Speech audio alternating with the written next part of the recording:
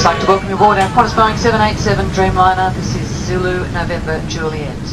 Welcome to the longest and furthest commercial flight. This is London to Sydney, direct in 19 and a half hours, but it's not commercially available yet. This is a test research flight to basically see if ultra long haul is doable for people in the cabin and in the cockpit. So many time zones across, this flight sees 2 sunrises. To help manage the effects, exercise. Relax and stretch. All organised at regular intervals to wake you up or to encourage sleep. Alright? And all of this exercise and light exposure is being monitored. Every single organ in our body has a clock, and the master clock in the brain is trying to synchronize all of that. And to do that, it takes cues from the environment. And the 3 main important cues are light, meals, and exercise. So this is why we have worked on these 3 pillars. As well as dimming the lights in the cabin to make us sleep when they want us to. Also giving us foods that will, in this instance, make us feel a bit sleepy. And then when they want to wake us up, add a bit of spice. But whether I'm well rested is by the by. Personally, I'm more interested in how well rested the crew are. So the crew are wearing these different activity monitors, and what we're getting from these monitors is an indication of their activity every minute. There you go. So not.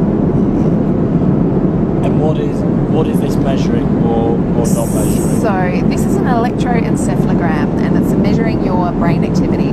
So it gives us a good indication of, for example, there might be different points throughout the flight where their alertness might change, and we can see what an impact that has and really look at the factors that may impact that. How alert am I at the moment? You're doing quite well at the moment, I think. I feel okay. What about you? Well, I've just come back from my break, so I'm actually feeling quite refreshed. We're about halfway through the flight. I've been banished from the bit where everyone's sitting, and I've now come to the back of the plane where there's absolutely no one. And that's because through there, they're being very strict about the light. Many of the passengers have got light sensors on their wrists and on their tops. It's because light has such a huge impact on your internal body clock, and they're trying to make us believe that it's the middle of the night in Sydney and not lunchtime in the UK. That's what I mean. We've got about 5 hours left on this flight. This is morning, apparently, which means they're going to get us jumping around and exercising in a moment, no doubt. Clearly this kind of flight is technically impossible because we're all here doing it now, but to make it commercially viable, they still need to get the planes which can carry enough people this distance. They also need changes to the regulations to allow the crew and cabin staff to fly this long. Still, it's one step closer to ultra long haul flight.